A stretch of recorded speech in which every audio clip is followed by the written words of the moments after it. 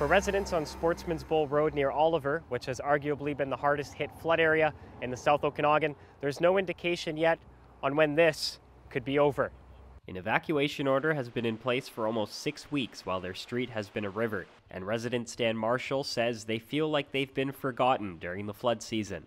Marshall is able to access his home thanks to a connection from a neighbor's farm, but none of the other residents under evacuation order are as fortunate. The rest of my neighbors who can't have the luxury of getting to their homes have been out of here for over a month. And like I say, there's no information sent to any of us as to what they're going to do, when they're going to do, and how they're going to do it. Marshall says a large crevice formed from water being pumped into the Sportsman's Bowl is now diverting water down the roadway instead of the original creek bed, which is nearly dry. Much of that flood water is spilling across the road, and Marshall says the water's path needs to be dredged and dug deeper.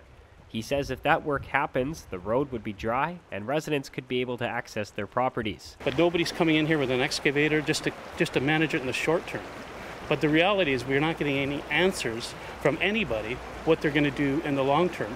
And we need long-term answers as well as short-term. The Ministry of Transportation says in a statement that it plans to assess the infrastructure needs once repairs are complete and will reopen the road as soon as it's safe.